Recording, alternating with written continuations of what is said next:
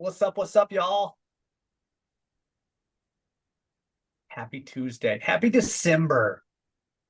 Yeah, That's where we're going to start. we got a Zoom has packed only house crashed on early me here. once today. What was that? We got a packed house here early. Look at I know. this. Look at that. Well, technically, I'm late. You're still early because it's only 2 o'clock.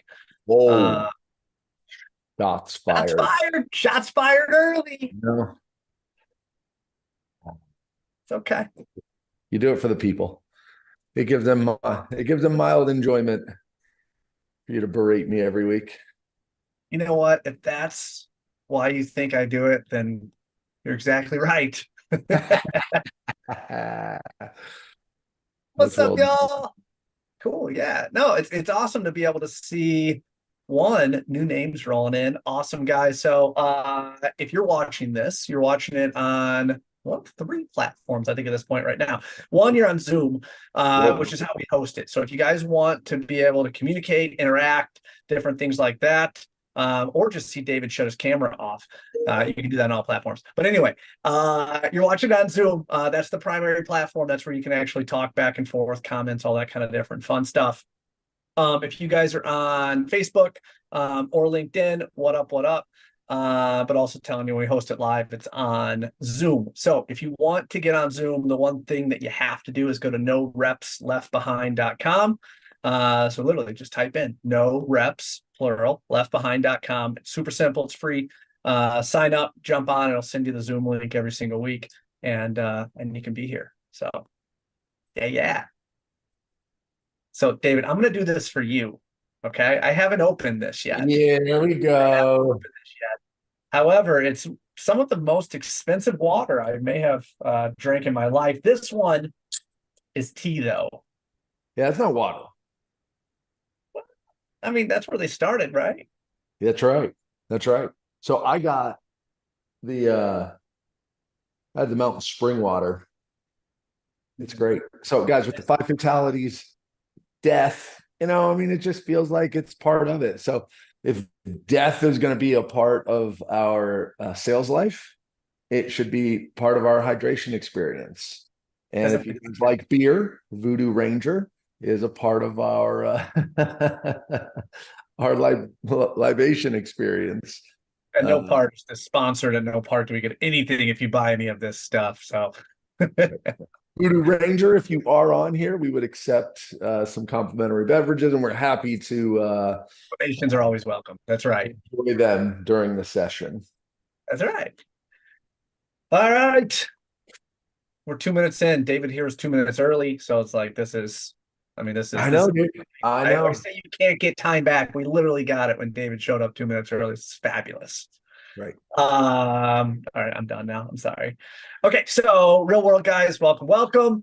Welcome, No Reps Left Behind. Yes, we're going through the intros because we have to. We got new people here. However, we're going to be talking about cleaning up the book of business. Couple different things are really applying to us doing this topic. One is we're getting toward the end of 8, which is now 9-week series that we're doing. So you guys know about the 4D processes, you guys know about the milestones or the checkpoints, and we're going to show you how all that tags in. But today, first off, is December 5th. And I say that because we are at the end of the year, which means we're going to talk about fiscal year and calendar year. However, but it means we have a lot of cleanup to do before the new year starts. And if you are not cleaning your book of business up every single month, what's going to happen is you get this big bloated book of business that ultimately may look really cool when you look at how much money you have quoted, right? This is the potential dollar amount that can come in. But the real fact behind it is if you don't have some key metrics to it, you're going to have a big bloated book of business, which is going to take a massive amount of time to follow up in, or whatever other sales rep does, you don't follow up on it till they call you. It's like, oh yeah, I got that quoted. And it's really hard to be able to manage a good book of business. So that's what we're going to be talking about today. How do you clean up your book of business? Why should you do it? Why is it super important? And then we'll sprinkle some stuff in there inside the middle. So, you ready, David? Let's go. Time. All right, cool. So welcome, welcome. As I do every single one, I hit next and then the slide doesn't go next. So my name is Chad Westbrook. I'm the founder of Sales Alignment. Thank you guys for showing up. If you haven't checked out everything that we do at Sales Alignment, Service Alignment, I'm going to encourage you guys to do it because there is lead development in there. There is sales processes, right? This is the first part of the bones, right, of the sales process and sales methodology. And then there's service, where everything sits. Everything starts with service, and that's where service alignment came from. That's my background, almost 20 years inside the industry. And one of the really cool things is I had a lot of different opportunities leading some of the largest preventative maintenance initiatives across the United States, starting territories throughout the entire US. And I'm talking throw a dart on a dartboard and we're going to start a service division there. And to be able to see those service divisions doing millions and millions of dollars still today, that's the true reward. So we'll talk about it throughout here. I'm here to be able to raise the floor, which means not necessarily take one person and make them better. Also not raise the bar to be able to say, hey, everybody else is doing this. You should be doing that. When we talk about raising the floor, you make everybody better. So it makes everybody taller, makes everybody able to be able to reach that bar. And that's my goal, is that when you guys put some of this stuff to work, it makes you a better sales rep. It makes you a better trusted advisor. So you guys can hit your goals, hit it easier, and have a process that shows, right, how you guys are going to do it. So that's me. That's why I'm here, guys. Hey guys, David Bonney, founder of 45. I come from the private equity, venture-backed software startup world. Basically where you have to make unbelievable amounts of growth every single year. Started at one specific company at 3 million and ultimately left when they were valued at $1 billion.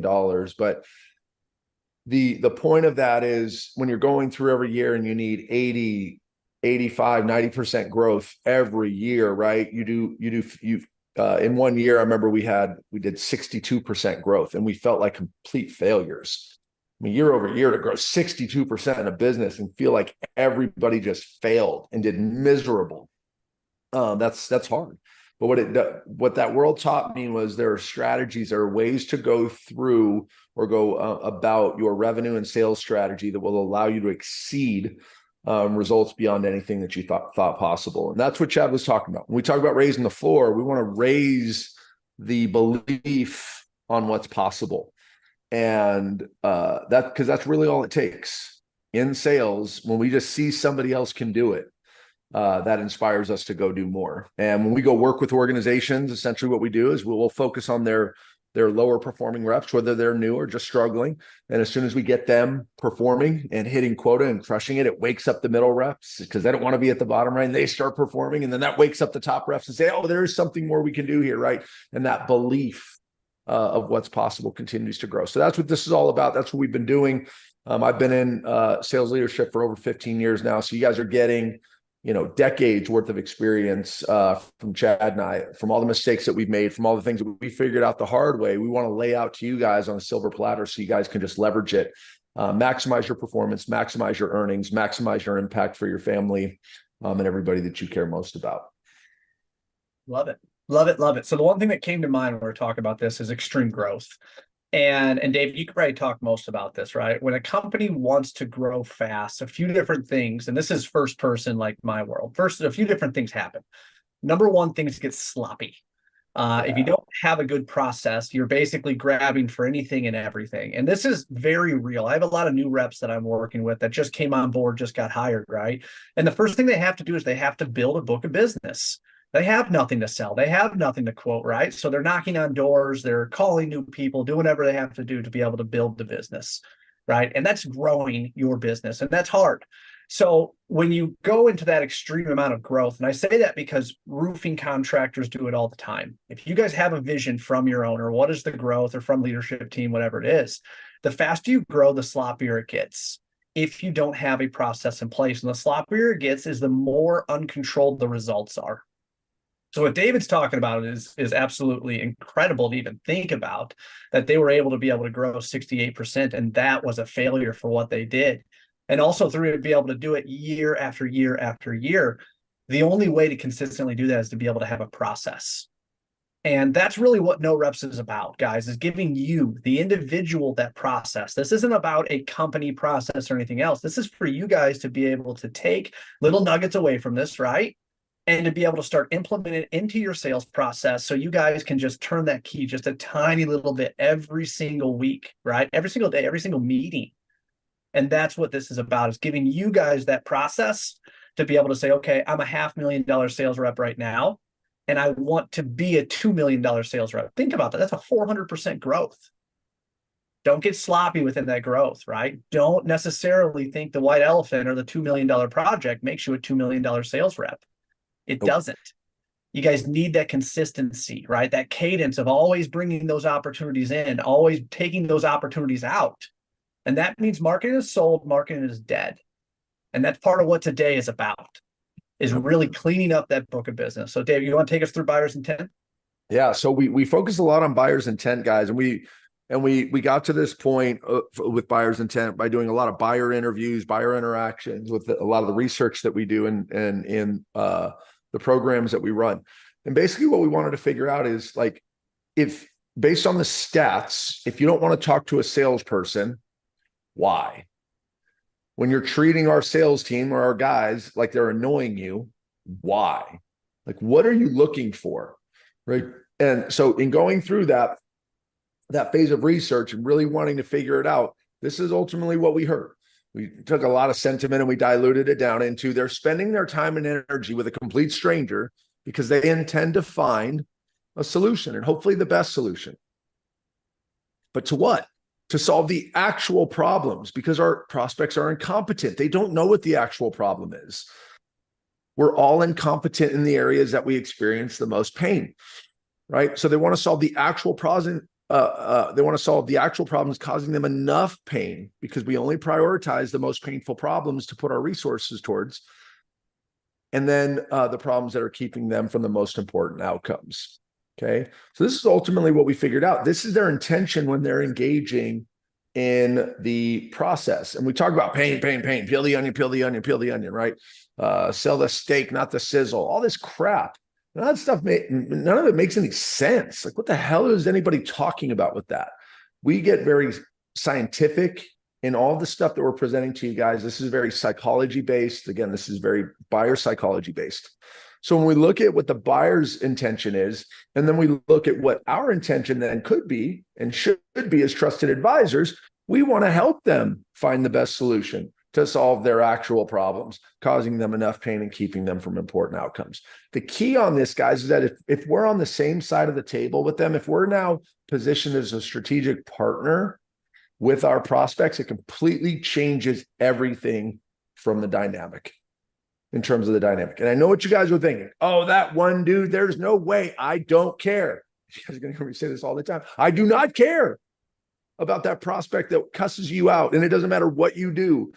They don't want to talk to a salesperson. Guys, out of 10 opportunities, if you show up as a trusted advisor, 7 or 8 of them are going to be grateful that you're showing up in that way. And they're going to answer your questions. They're going to answer your phone calls. They're going to respond to your texts and your emails, because you're going to be a trusted advisor with them. It's about more. You guys need to be closing more of your deals. And you know that. You know the ones you're throwing in a closed loss that you shouldn't be. Okay, that's what this is all about.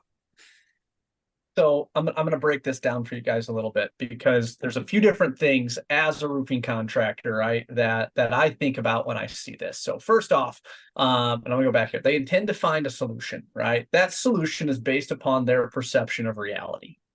Their perception of reality is whatever they see the problem to be. And that's super, super important to be able to understand, because they see a problem. Okay, I need to get this fixed. Right? So we're going to talk about problem first. They need to get that fixed. And that's what they originally engage everybody to be able to do. It's like, oh yeah, we got a roof leak. Those stained ceiling tiles right there is what needs to get fixed. And the difference between a sales rep and a trusted advisor goes a lot deeper than just those stained ceiling tiles. Who cares about the stained ceiling tiles? We got to go deeper into that to be able to say, okay, what is the result if it doesn't get fixed? And this is kind of the opposite of sales, right? Sales, and I forgot, someone throughout some type of sales training always kind of set it up as soon as you hear something where you're like, yep, that fits, let's go. right? They got it. I can sell that. And then all of a sudden you go out and you just run toward that first thing that you heard, right? Which is stain ceiling tile roof leak. I got this. Yep, we can fix that. We fix roofs. That's what we do. And that might work, right? That might get you the sale. But what we're talking about is much bigger than that, much longer than that. When I say longer, I'm talking about relationship, because they tend to find a solution to the actual problems, right? That's causing them enough pain. So the pain is the disruption. That's the reality. How many, right? And you guys don't have to put this inside chat, but how many people actually go up when there's a roof leak, go up on the roof, look at it and say, yep, that's what I need fixed right there. Very, very few. Because when you talk about pain, pain is what's happening inside their atmosphere, their reality. Because if there is no pain, the roof can be complete garbage. But if there is no leaks inside, I can tell you every customer that I've almost ever dealt with, out of sight, out of mind. No one thinks of the roof until it fails, right? Because if there's no pain, it doesn't matter how much ponding you guys can see from Google Earth. If it's no problem inside the building, no one's going to care. So it's causing them enough pain, keeping them from the important outcomes. There's something that they're protecting, right? Think about a roof. It's the number one most expensive asset on a building. It fails every 20 to 30 years. And I'm telling you, it keeps all of the elements out. It also controls the heating and cooling of the building. There's all kinds of different things that a roof does. Also, talk about product. You talk about people, you talk about safety, right? We've talked about those three things that are typically affected when that asset fails. That's what we're doing. So they intend to find a solution to what they see is happening that's causing them enough of disruption from what they really want to do. And when we talk about it that way, right, as a contractor, come in and just be like, yeah, we fix roof leaks. And then what happens is this disconnect.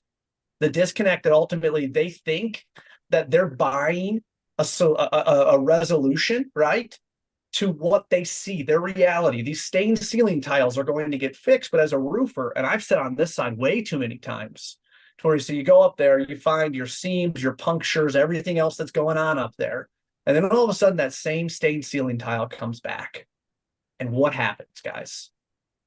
Your customer's mad, right? Like they're upset. I got a call. You didn't fix it. It's not the same thing, but to be able to figure out that it's running a purling 20 foot down, dropping on a ceiling tile. I know I'm going into roofing detail, David, here, but like this is real world, because this all stems from what your customer sees. It all stems from what your customer sees. It's all about their reality. No one cares about the punctures, the seams, the penetrations, the scuppers, the gutters. Nobody cares. What they care about is their reality. And that's why they engage you, because there's something going on with their reality that they want fixed. And that's why they engage with somebody, right? As you as a contractor, your task is to not be a contractor. Don't be a commodity that's going to go up there and just see something that you guys can fix and just run really, really quick to be able to fix it. Because the quantifiable outcomes is much more. And I can assume everybody on this call wants to do more than just one job with a client. They want that client to call them again, so you don't have to go hunt for a new client every single day. I hope everybody's shaking their head at this point right now, because as a commercial sales rep, you want to do more revenue, you want to do more sales. And in order to be able to do that, you have to have returning customers, you have to have reoccurring revenue. And it all centers around this buyer's intent, that we have to understand their world. Because if we truly want to step in and be that trusted advisor, be that person that they call, and I have been this person many, many times, where they call me and I say, well, it sounds like an HVAC unit. And they say, I don't care. Please come out here. They want me to be the first person there. They want me to be able to help solve the problem that they see, because I am that trusted advisor. They know that they're going to call me and they're going to get a solution to their reality. And I have a million stories to go along with this, guys, but that's where you have to put your head, right? Goes back to the milestones, all the kind of different checkpoints that we have. You guys have to help.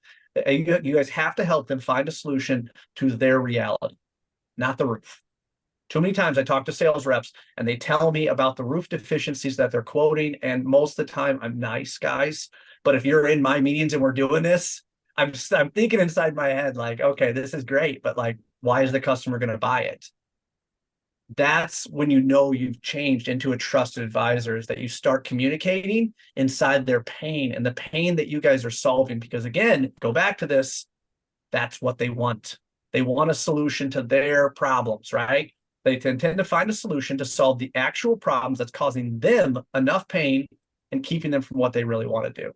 We got to get on the same side of the table. We got to help them find a solution to their problem, not sell them roof repairs that are connected to their problem. There's a huge difference inside that. That's how you get repeat business. That's when people come back to you. That's when they want you to be there for them whenever they have an issue that's above their head.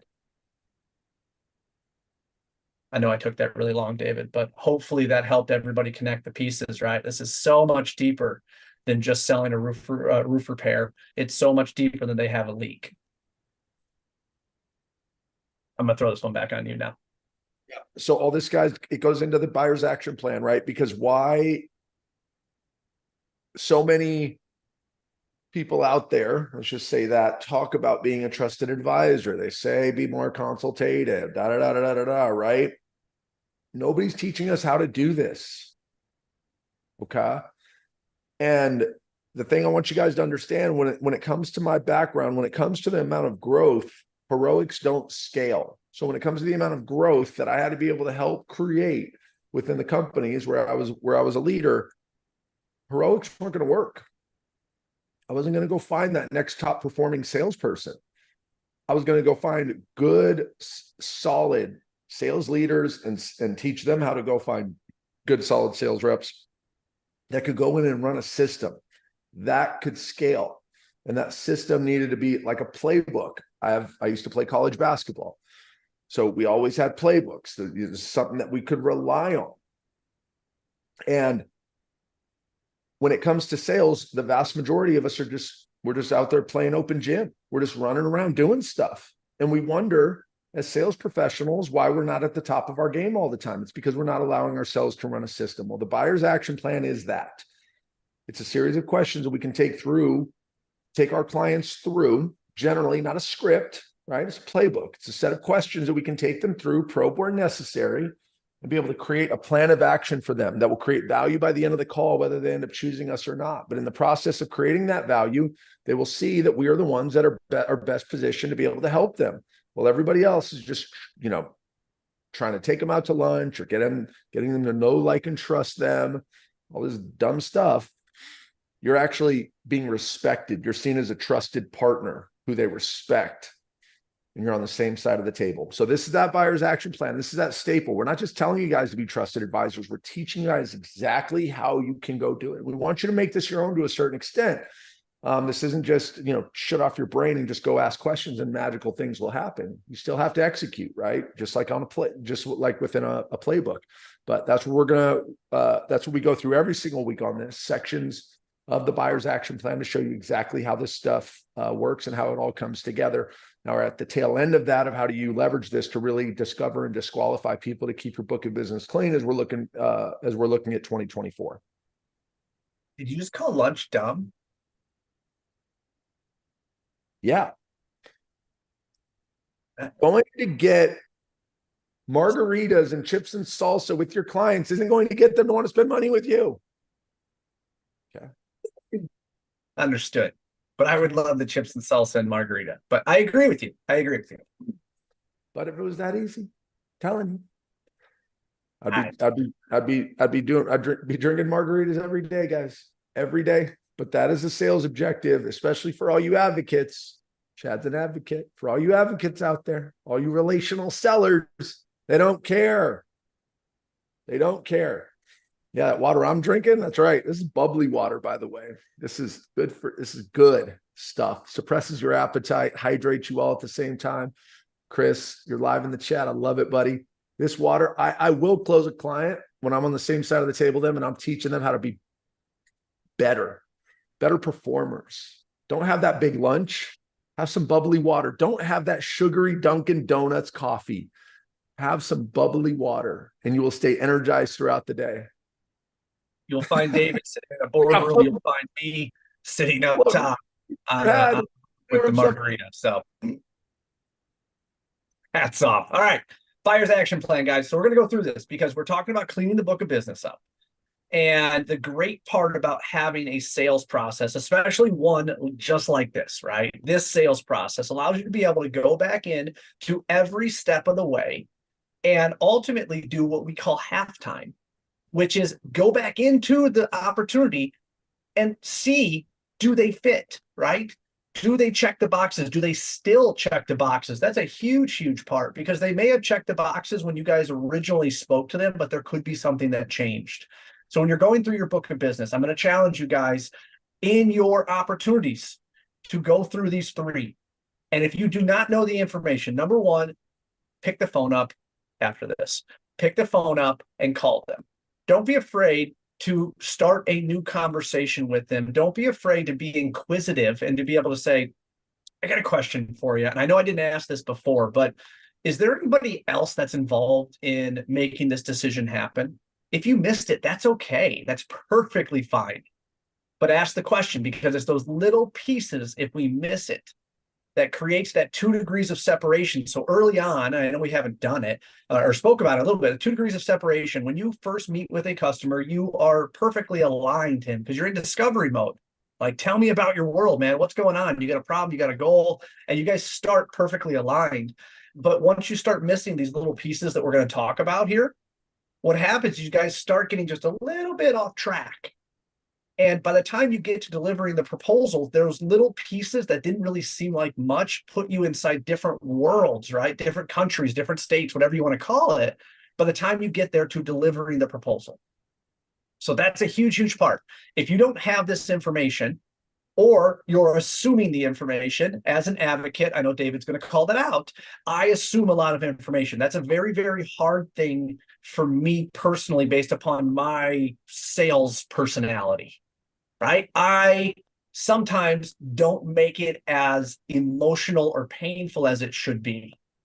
And I say that not because I'm trying to pain clients, but because sometimes the client needs to understand that pain in order to be able to push them into taking action, right? Sometimes. All the time. Okay, all the time. See, that's the difference between David and I. All the time. And David's going to push me to be better every single day. However, there are times, right, where I'm going to lessen the blow to them because it's a hard question. It's a hard question. It's not a mean question. I was going to say mean, right? But it's a direct question that's going to make them understand reality. And the easiest way to think about this is all of the reactive customers that you have. And as a sales rep, you guys should know this. When I talk about reactive customer, it means it's raining, it's leaking, I'm calling a roofer, you guys need to come out right now. So then it takes you a week to get out there, you do the proposal, and then what do they tell you? It's not leaking right now, I'll look at it. Yeah, no, I'll take a look at it. It's not leaking right now, so we're fine. Those are like the biggest, those are reactive customers. I won't go any deeper than that. Those are customers that act when they instantly have the pain, right? But every day that pain goes on unnoticed is less and less of an impact to them. So you guys ever wonder why all of a sudden, if you get a big rainstorm, all of a sudden you get a lot of clients calling in? Those are reactive customers. Those are people that only act when the pain is so big that they need to do something about it. So when we talk about pain hacking and everything that we're going through here, what we're doing is bringing all of that stuff to the surface so they can understand we don't have to wait for that pain to come back. We don't have to wait for those assets to be destroyed, those people to have safety issues, or not even be able to come into work. And I talk about this because all of this applies, guys. You have to be able to go back into this. You have to be able to ask these questions. So pull up whatever opportunity you have right now that is not quoted. That's my challenge for you guys right now, is to be able to pull that opportunity up, something that is quoted, not sold, sorry. Pull up a quoted opportunity, and I'm going to run through these questions, and I want you guys to think internally, do you have all of this information? If you do not, write it down, pick the phone up, and find the variables, because this will be the difference from that job closing, right, or having a commitment date on that, and the job sitting and hanging out inside your book of business if you don't know the information. So I'm going to talk as you guys are doing it, but pull it up. David, go. Yeah, and as you go through this, Chad, guys, I just want you guys to understand the order of this is very calculated. We've been testing this for a long time. Okay, and I'll just go off the first one, the first two for you, so you can see the Venn diagram. When we start off and we want to figure out the problem, which caused them to be on the phone with us, to get decision makers, which is typically very hard for the average salesperson, to get decision makers is now very easy, because as soon as you label it as a problem and you get a problem, now it's very easy to say, who's responsible for that problem? Most of you are asking for decision makers in a way that is very clear to your prospects, asking what gatekeeper do I have to get past so I can find the person that writes the check? That's a you problem. We always say what with them, right? What's in it for the prospect? What's in it for them? You need to ask these questions in a very specific way. And when they're aligned to one another, it will come across to the prospect and they will hear it as the questions you need to ask to make sure that you can help them solve their problem. So I just want you to hear that as Chad is going through this list, okay? It's not the questions that we're asking, it's how we're asking them and when we're asking them. Anybody can ask for decision makers. Not everybody gets decision makers. Our reps never have a problem getting decision makers. When they're executing this stuff, they know the decision makers every single time. Now, whether or not they can get to those decision makers is a different question, right? Now that takes a different strategy, but not knowing is the biggest issue. Like Chad said, not having the information or not knowing the answer to these questions is usually your biggest problem that's keeping you from being able to get to that next level of performance. So I apologize. I just want to frame it up as he's in that way, as he's before he goes into these questions. No, and that's great. And the one thing that I'll add to that real quick is understand that if they check these boxes, they want to solve the problem as much as you guys want to solve the problem. That's the trusted advisor side. You're on the same side of the table, right? You both win together. It's not, I sold this job, it's got a great profit, let's go do it, right? But it's you solving a problem for a customer, right? There's so much, for me, there's so much integrity inside this. So question one, do they know why they scheduled and attended the call or attended the meeting, right? So when people take the time to sit down with me, they typically have a problem or a goal. I can assume you didn't want to sit down with a roofer today, right? Let's figure out what's going on. Do you have a problem or a goal? Once they tell you what the problem or goal is, then you kind of walk through it. It's question two, are the decision makers present? That question is flows in. So are you the one that has to solve this, award it, and get the solution, right? Get you to your end goal? Or is there anybody else involved? The other question that we use inside this, and it's not as direct, but who else cares about this, right? Who else is going to be involved inside this process? Is it just you or is it somebody else? Then they're going to answer the question and you go right into the next one. Have they tried, have they tried to solve this and failed? So what have you guys done up till right now? This sounds like a pretty big issue. Have you guys tried making repairs to it? It's a simple question, right? And asking the right questions is going to get your customer to be able to unpack all of this stuff that they're trying to do. And then the priority question is, this sounds like a pretty big issue. So like on a scale of 1 to 10, how important is this? How much priority does this have? You guys actually need to get it done. Those questions right there are going to unlock checkpoint one, milestone one. Do they actually need to act? Because if the problem's not big enough that they're going to do something about it, they may take proposals all day long. Yeah, go ahead, go take a look at the roof. Now we don't got anything going on. Now, I'm not telling you not to go inspect the roof. Let's be super, super clear on that. I go through it. There's 4 ways to sell. Number 1, they have a problem. Number 2, they have a goal. Those are 2 sure hits right there. They have a problem and they don't know how to fix it. They have a goal and they don't know how to get there. All right, that goes right back to checkpoint 1. Now, 3 and 4, 3 is education. Just because they don't know that they have a problem or they don't have a defined goal doesn't mean that you guys walk away and wait for some type of pain to be developed.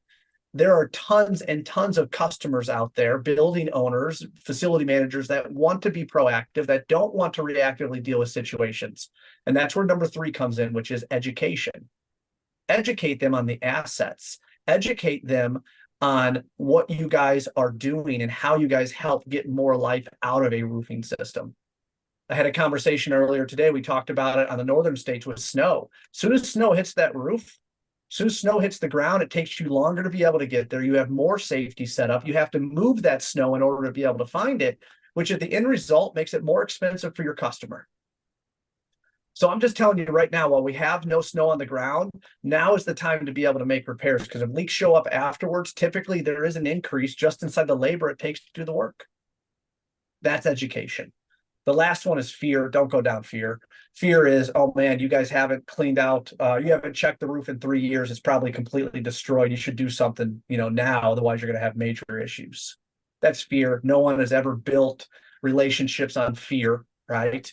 So it's one of those three. You have a problem, you have a goal, or you're going to educate them on those assets. So checkpoint one, milestone one, do they know why they attended or scheduled the call? Are all the decision makers present? Have they tried to solve this and failed? And on a scale 1 through 10, how much of a priority is this to them? How big is it? How important is it for them to be able to get this project done? Those 4 questions right there will give you checkpoint one. Everything we're telling you right here, I know there's a maybe on there. It's about getting to yes or no. That's the goal. Eliminate the maybes out of here. If they give you anything less than an 8, the question is automatically, well, what's a 9 or a 10? What's a 7, an 8, or a 9? Because that'll open it up to how important this proposal is, which is ultimately going to dictate right back to checkpoint one. Do they actually need to do something, or are they going to take the proposal and sit on it? Take the proposal and wait for it to get worse. Which the only thing that happens at that point, if you're looking at something that's 60, 90, 120 days old, is that you guys put a proposal together based upon old material pricing, based upon possibly old labor estimates. I say old labor estimates because if you take a job right now and there's snow on that roof and you have whole different safety precautions, that job is going to be less profitable than when you bid it maybe in July. Those are the variables of making quick decisions and making sure that your customer has a problem big enough to act. Anything you want to add to this, David? Nope, that was great. Look at that. You told me I did great, guys. Woo! All right. I'm not a words of affirmation guy. That was kind of an internal joke. All right. So checkpoint 2, milestone 2. This is all about, do they need new or outside help? And the way that I think of this is almost going in and knowing my walkaway point. Because are we aligned to the actual problems that need to be solved? And this is about going deep, deep, deep, deep into the problem, right? Again, we talked about it earlier. Just because there's stained ceiling tiles up there, who cares? What's the big deal? I've been in tons of buildings that have stained ceiling tiles. Why does it matter to you guys? And it's kind of unpacking that, and it's asking the right questions that, again, is going to get your client to be able to open up about what is the worst thing that's going to happen. What's the worst thing that's going to happen if this doesn't get solved, or it doesn't get solved right the first time? That's the question, guys. What's the worst thing that's going to happen? Well, the ceiling tile is going to fall, and that's where everybody clocks in and out. And if it falls and hits on someone, okay, so all right, so we're worried about ultimately water coming in, slip ball, about everyone's checking in. I was at one in Ohio. Specifically, remember it was coming down an electrical panel, and like the guy was not freaking out about this at all. And like water was literally dripping in this electrical panel in a 10-inch unit. And I had to go through this. And I was like, all right, so talk to me about worst case scenario. If water gets in this and shorts out, what does that mean?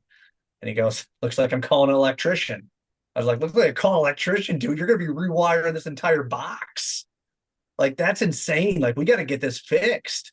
Is this a priority for you? Oh, yeah, I guess it is.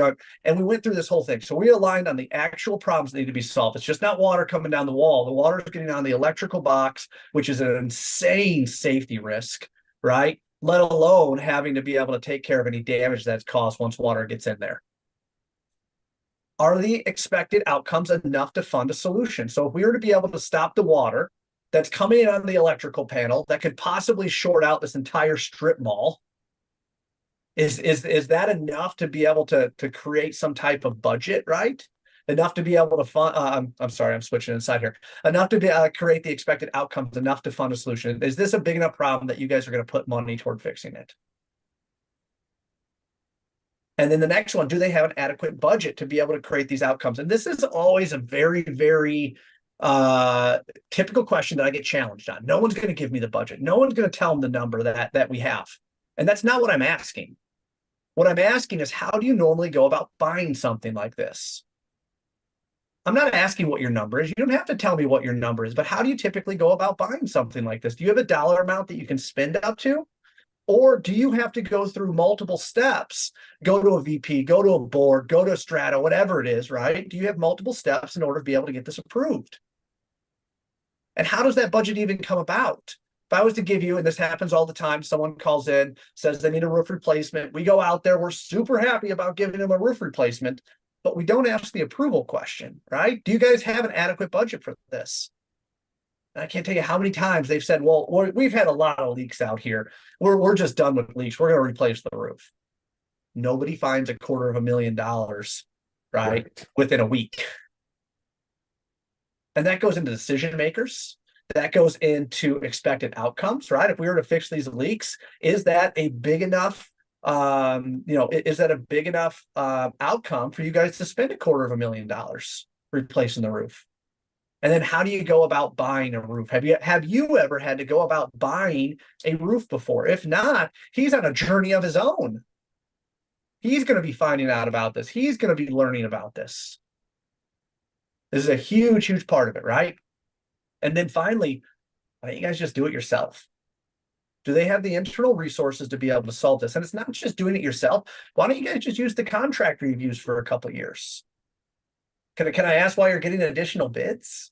Or why you have a couple contractors? Or can I ask what your current contractor right now isn't doing? That way I can make sure I don't make that same mistake. Where's the gap in their ability, guys? Because if they have a contractor that they're using right now and they're getting bids from someone else, why? Or if they've done the work themselves and all of a sudden they're getting bids from someone else, why? This is an area that I find is very typically overlooked.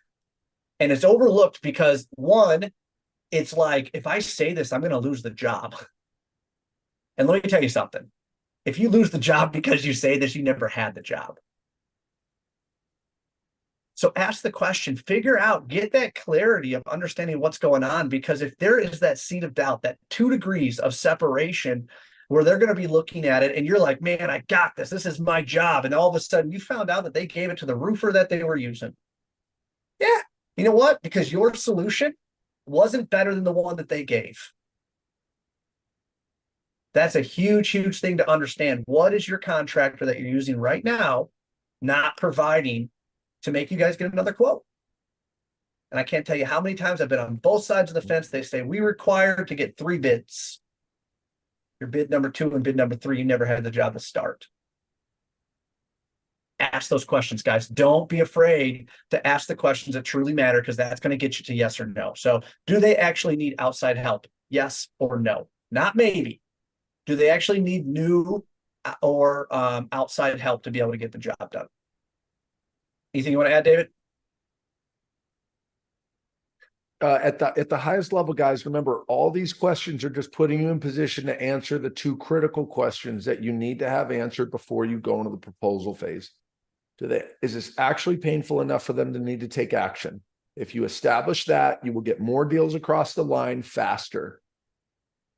Okay, this one is all about, if they do need to take action on it, do they actually need a new solution? Okay, and again, this will help you get more deals across the line, not necessarily faster, but it'll help you get more deals across the line at a higher price as you create more of a gap between their existing resources and what they actually need. So all of this applies to your metrics, right? But if you guys don't have these checkpoints memorized, and I'll just be candid with you guys. If you guys don't have these checkpoints memorized and you're able to rattle them off at the drop of a hat, then you're not exploring and trying to get to these answers with every single prospect. And if you're not doing that, you're not in control of your conversion. And if you're not in control of your conversion, you're not in control of your commissions. It's that simple, guys. And you can ask all the questions you want and give me all the buts you want. I've been doing this for far too long. Get these questions answered. Do they need to actually take action? Do they actually need new or outside help? And why not leverage the questions that we've developed over years of testing to do it? But don't just ask the questions on the left-hand side of the screen. You have to make sure that you understand what you're trying to accomplish. which is the right side of the screen, is what is most important. Those checkpoints. 100%. You make a great point there, because I've just done it naturally, right? So do they have the internal resource to be able to solve that, right? I converted that into, why don't you just use the contractor you're using right now? It's a conversation. This is not meant to be interrogation. These are questions that should provoke your prospect, customer, candidate, whatever you want to call it, to be able to talk. And we've all been inside situations where we think something inside our head, and then someone asks the question and you say it and you're just like, oh man, okay. All right, you're right. And some of these questions, that's why they're here, right? So why don't you just do the work yourself? Well, because I've tried it 5 times and it hasn't worked. Right? Like that. Sometimes that's what they need to say. They need to say it. And that's the advocate inside me, right? Naturally, I naturally stay away from some things like that. And that's where having these questions outlined doesn't allow me to be able to avoid it just because it makes me feel a little uncomfortable, right? That's the whole thing, right? Get comfortable being uncomfortable. You have to ask the questions that matter, because if your customer doesn't say it, if you guys assume the answer, and this is only something that you guys can do, because I've been some really, really good sales reps where I ask the question and they have a quick response to it, but deep down in, they're assuming that answer. Because as I go deeper into it, it's like, yeah, no, I didn't ask that question, but this is what they would have said, or this is what I assume they meant. Don't ever assume, guys. Don't ever assume. Ask the questions. If you're not sure, David calls it probing. It's beautiful. So tell me more about that. That's a super, super simple thing that you can say, right? Do you guys have the internal resource to be able to solve this? No, I don't think we're going to go with our current contract. I think we're going to go somewhere else. Okay, tell me a little more about that. And then just shut up. Tell me more about that. That's something I got from David. I'll ping that on him, right? Just tell me more about that. Cut. We good to move on, David? Number 3? Yep, let's go. Okay. Do we have the best solution?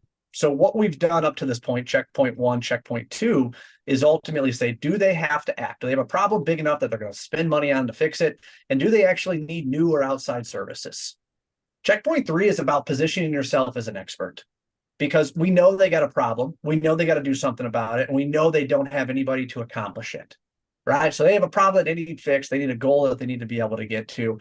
Now what we have to do is be able to prove that we can solve it. Because I can go in anywhere inside the United States and I can pitch up against you guys, and all I have to do is change my company name. And I'm now a competitor for you. Think about that. I can go anywhere inside the United States. I can pitch whatever I want to pitch. It can be beautiful. I can live in Chicago and go pitch inside Houston, Texas, and it can be beautiful. But if I don't have the social proof, guys, this is what makes the whole thing work, right?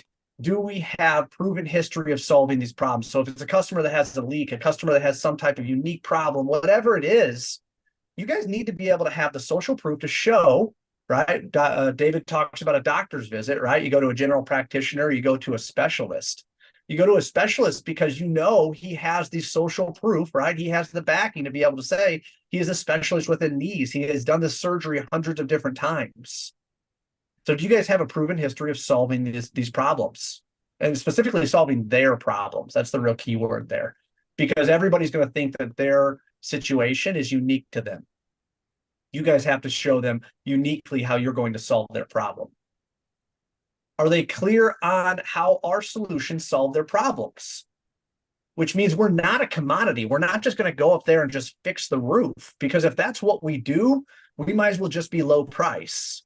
And all of this is just garbage, because if you guys don't have the ability to separate yourself from there, you're going to fall into that commodity side. You're not going to be a trusted advisor, and you're going to lose jobs because of some of the most common failures, which is they're not clear on what makes you different.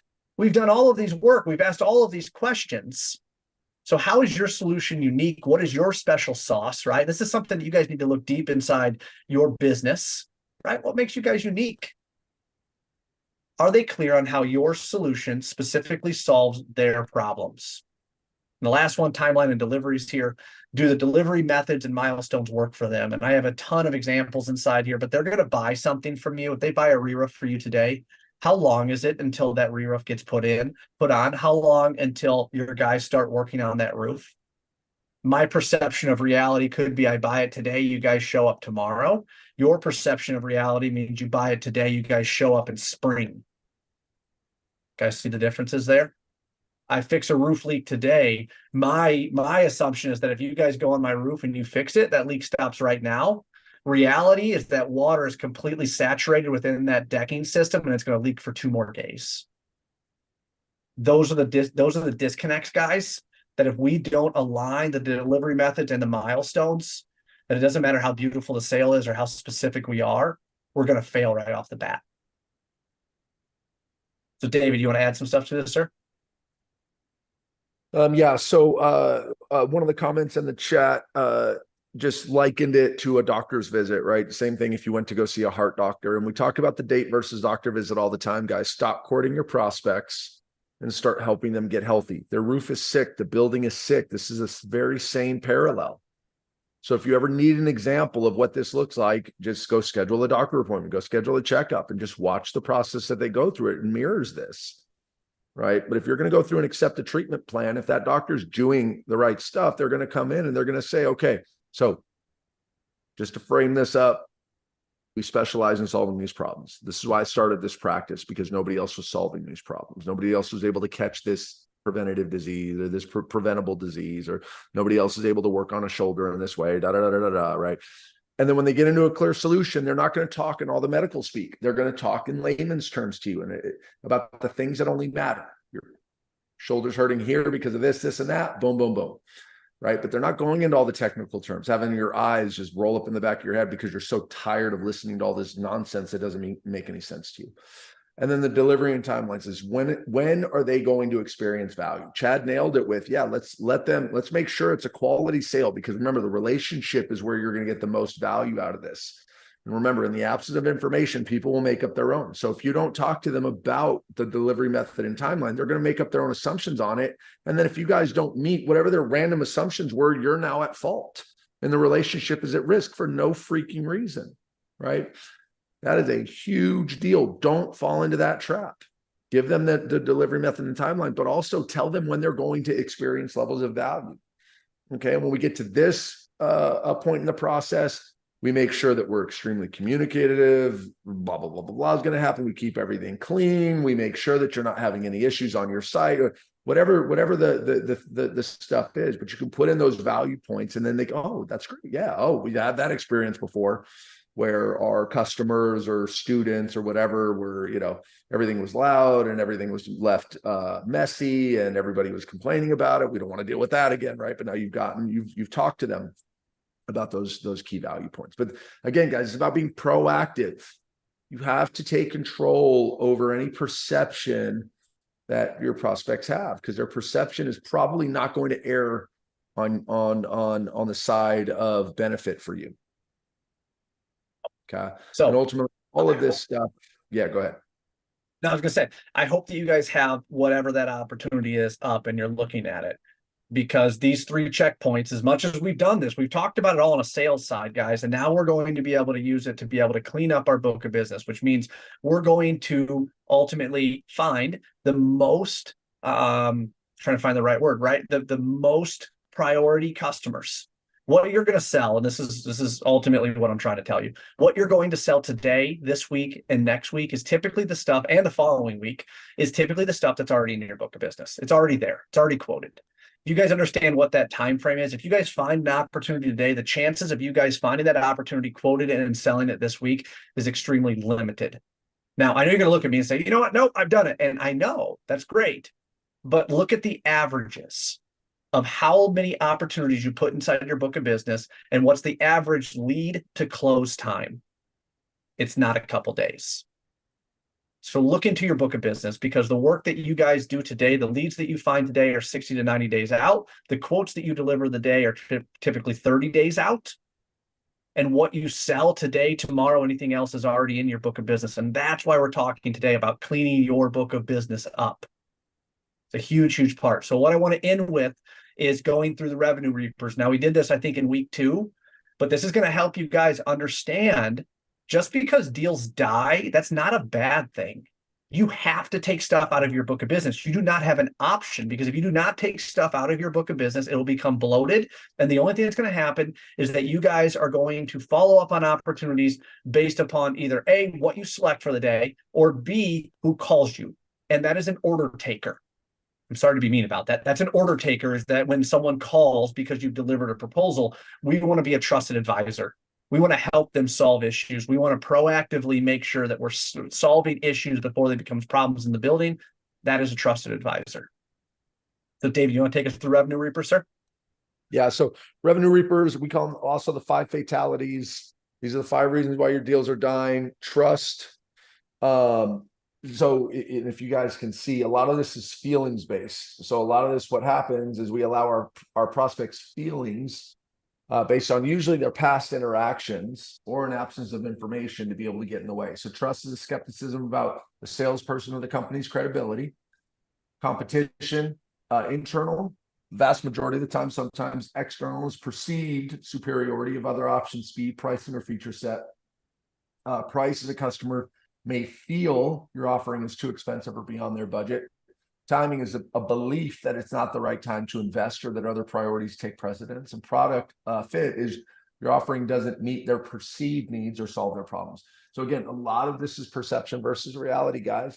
And you guys need to take control. We call it guided decision making. If you're asking the right questions throughout the sales process, you're going to guide your prospects to a clear answer on the 3 checkpoints. You will guide them towards the decision. So it's just inevitable. Yeah, of course we're going to do it. Yeah, of course we're going to use outside help. Yeah, of course we're going to use you.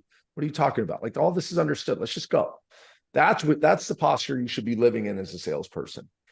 Okay. And that's what guided decision making does, because it allows us to understand, and we get there because we understand the 5 reasons why they're ultimately not going to take any action, or they're not going to choose us. So if we already understand those reasons, preempt it. We're going to talk about it all the time, guys. It's all about control. I want you guys to have control over your annual commissions. I want you guys to have control over your ability to provide for your family. I want you guys to be able to have control over the lifestyle that you want to be able to live, right? And ultimately, we want your company to be able to have control over the impact that it can have in your community. That's what it's all about. Like, maybe it happens, maybe it doesn't happen. Again, heroics don't scale. From year to year, so many people fall out of the sales game. They either fall out or they get hardened, right? They fall out just because they can't control it. They hate this roller coaster. They're just going to go get a job that gives them something more stable.